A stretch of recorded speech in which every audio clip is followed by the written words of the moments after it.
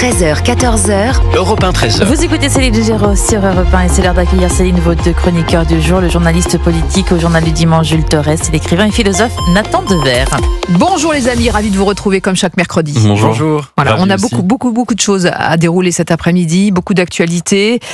On en parlait dans le journal il y a quelques instants à Lyon, le maire Grégory Doucet, maire écologiste, qui va donc augmenter de 30 à 60 le nombre de caméras de vidéosurveillance. Et souvenez-vous, en juillet 2022 déjà, Gérald Darmanin, alors ministre de l'Intérieur, était en déplacement à Lyon et avait demandé expressément au maire le déploiement de ces caméras supplémentaires. Il y a à Lyon des caméras de vidéoprotection qui ont été mises en place par l'ancienne équipe et je voudrais saluer le travail de Gérard Collomb ici puisqu'il y a plus de 570 caméras de vidéoprotection à Lyon. Mais depuis 2 ans, il n'y a plus de caméras de vidéoprotection installées. Le maire a promis un audit. C'est déjà une discussion qu'on a eue il y a longtemps. Je suis venu plusieurs fois à Lyon depuis qu'il est maire de Lyon, depuis que je suis ministre de l'Intérieur et cet audit ne vient toujours pas. Je pense qu'il faut arrêter désormais de réfléchir et il faut agir. Voilà, il faut installer ces caméras comme dans toutes les villes de France. Voilà, et Grégory Doucet a pris le sujet, a priori, Jules Torres. Alors il disait qu'il fallait sortir de l'idéologie. Et le maire, Grégory Doucet, change d'approche aussi. Il a mis du temps. Il a eu la pression non seulement du ministre de l'Intérieur, il a eu la pression des habitants, parce qu'on sait que c'est une demande de plus en plus de nombreuses villes. Surtout dans cette agglomération de Lyon. Des caméras de vidéosurveillance, surtout dans cette agglomération de Lyon. Lyon n'est pas une commune qui est beaucoup dotée, on l'a entendu dans le sujet. Il y a 570 caméras de vidéosurveillance. On voit bien que là, l'augmentation, c'est à peu près 10%, de 30 à 60 en plus. Financé par le conseil régional. Par le conseil régional, Grégory Doucet refusait toute subvention, notamment de Laurent Wauquiez. On parle là de millions d'euros. Il refusait les subventions donc de l'État, de la région. Donc à un moment donné, il est obligé, Grégory Doucet, de changer son fusil d'épaule. Pourquoi ? Parce que l'insécurité, et on le constate un petit peu partout en France, est en train de monter. Le narcotrafic n'a jamais été aussi grand et aussi massif. Donc on est obligé aujourd'hui, pour lutter contre ces fléaux, de se munir de caméras de vidéosurveillance. Alors encore une fois, c'est pas la solution. Une société avec que des caméras de vidéosurveillance, je pense, n'est pas souhaitable. Mais là, on parle de 500, donc on va arriver à 600 caméras pour 522 000 habitants. C'est pas excessif, ça fait une caméra pour 1000 habitants. Si ça peut permettre de faire réduire l'insécurité et de désamorcer soit les points de deal, soit les actes d'insécurité qui peuvent arriver dans l'agglomération lyonnaise, évidemment, c'est une bonne chose. Nathan Dever, on avait aussi parlé effectivement de ces maires écologistes qui refusaient d'équiper d'armes leurs agents municipaux. D'ailleurs, eux aussi changent. Voilà, eux aussi changent. Là, il y a un vrai changement qui s'opère actuellement. Oui, ensuite, ce que je trouve intéressant dans l'affrontement entre Gérald Darmanin et le maire de Lyon, c'est que si vous prenez le discours de Gérald Darmanin, il tente à nous faire croire qu'il y aurait d'un côté la technique, le pragmatisme. On utilise les caméras de vidéosurveillance et c'est vierge de toute arrière-pensée, de tout arrière-plan idéologique, et de l'autre, l'idéologie, en l'occurrence, l'idéologie laxiste des écolos et du maire de Lyon qui était réticent à installer des caméras. Cette séparation hermétique entre le technique et le culturel me pose problème parce que en fait, c'est bien souvent l'inverse. C'est bien souvent de la technique que naissent les idéologies. Les caméras de vidéosurveillance, en soi, elles véhiculent, et je dis pas ça d'un point de vue critique, on peut estimer qu'elles sont légitimes et qu'il faut en installer dans une ville, je suis pas contre. Mais en soi, évidemment, qu'elle véhicule tout un modèle de société, quel que soit l'usage qu'on en fait, qui est le modèle de l'idéologie de la surveillance, à savoir un modèle dans lequel... Est-ce qu'on n'a pas banalisé ça quelque part ? Est-ce que vous ne pensez pas que les habitants ont banalisé le fait d'être surveillés ? On a totalement banalisé. On est surveillé en permanence par nos smartphones, on est surveillé par nos ordinateurs, on est surveillé par notre trace numérique, on est surveillé par les caméras, on est surveillé par l'ensemble des dispositifs techniques qui accompagnent les révolutions numériques. C'est ainsi.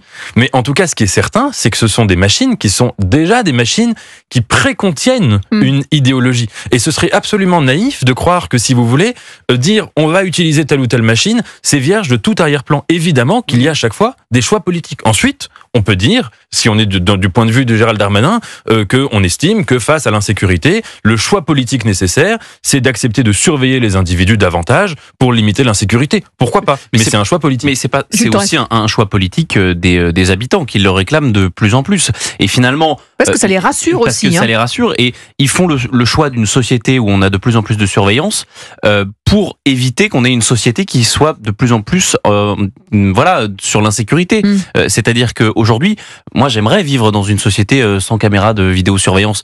J'aimerais que la souvent police... on les voit même pas d'ailleurs. Souvent on les voit même pas. Mais d'ailleurs il y en a vraiment pas beaucoup. Enfin là, on disait que c'était 1 pour 1000 habitants, donc c'est pas énorme. C'est 1 pour 15 à Londres. C'est 1 pour 15 à Londres. C'est vrai que là pour le coup à Londres on les voit. Pour le coup là on les voit vraiment, et il y en a partout. Mais c'est une société sans surveillance, une société sans police, ce serait évidemment très bien. Sauf que la réalité aujourd'hui de notre société, c'est qu'elle est de plus en plus violente, qu'on a depuis 20 ans, 30 ans, 40 ans une augmentation des homicides, des coups et blessures, des violences avec armes, qu'on a un narcotrafic, comme on l'a dit, qui est de plus en plus expansif, avec quasiment 200 000 personnes qui en vivent, et donc 200 000 personnes qui sont allouées à ce trafic-là. Donc aujourd'hui, ce que veulent les riverains, et on le voit bien, ce que veulent les riverains, c'est de la sécurité, et ils le paieront dans les urnes, les maires qui... Et peu importe la couleur politique finalement du maire, parce que là on entendait le Grégory Doucet tout à l'heure se défendre en disant mais non, j'ai pas changé de cap, j'ai pas changé d'approche, c'est juste c'est juste une légère inflexion, et encore. De la même manière qu'à Rouen, ils vont armer leur police municipale, encore une mairie socialiste, de la même manière que à Rennes, la question se pose, de la même manière qu'à Bordeaux, Grégory Doucet a enfin armé sa police municipale, parce qu'il voit bien dans les sondages que nous on ne voit pas, mais et les élections municipales approchent. Non mais les maires, exactement, aussi. Les maires commandent des sondages pour voir, on appelle ça des qualitatifs, c'est-à-dire que on voit les mots qui sont alloués à certains maires. Et par exemple, l'insécurité, pour le maire de Bordeaux, eh bien, était un des mots qui ressortait le plus. Donc, ils sont obligés de changer de braquet. Ils sont obligés de répondre aux attentes de leurs concitoyens. Sinon, ils seront expulsés aux prochaines élections municipales qui arriveront en 2026. Nathan Dever. Oui, bien sûr. Alors, sur ce point, je suis d'accord avec vous. Il n'y a pas de thème qui soit des thèmes de gauche et des thèmes qui soient des thèmes de droite. Et en l'occurrence, il est regrettable qu'une partie de la gauche ces dernières années ait pensé, vraiment à tort, que l'insécurité était une question qu'elle ne devait pas poser et à laquelle elle ne devait pas amener de réponse. Ça, d'abord, c'est un non-sens prodigieux, parce que quand vous êtes dans une société, le bien-être même minimal, ça veut dire le fait de pouvoir sortir de chez soi sans avoir peur, particulièrement quand on est une femme, c'est évidemment la moindre des choses qu'on attend de l'État. Et quand il y a, dans beaucoup d'endroits en France, ce bien-être n'est pas garanti, c'est un problème politique éminent. Et deuxièmement, c'était une erreur politique massive, puisque ça laissait une sorte de monopole extrêmement facile à d'autres partis, de droite ou plus, sur la question de l'insécurité. Maintenant, il me semble que la gauche peut apporter une réponse à l'insécurité qui soit pas seulement une sorte de réponse qui pastiche les éléments de la droite, et que notamment en dehors de la répression, en dehors de la surveillance, on augmente la taille des trottoirs, où on met la lumière la nuit pour éviter l'insécurité. Donc il y aurait une vraie réponse de gauche à apporter sur la causalité. Qu'est-ce qui explique la montée de l'insécurité, et qu'est-ce qu'on peut essayer de guérir à la racine? Alors ça, je suis pas tout à fait sûr qu'à gauche ils aient les solutions pour l'instant. En attendant, c'est finalement grâce aux caméras de surveillance que 3 individus ont pu être interpellés à Orsay en Essonne jeudi soir. On le rappelle, un agent municipal de 54 ans, un ancien agent municipal, a perdu la vie. Il a été percuté par une camionnette alors qu'il tentait finalement d'empêcher le vol de sa moto, et l'un de ces 3 individus est visé par plusieurs OQTF. On va en parler dans quelques instants.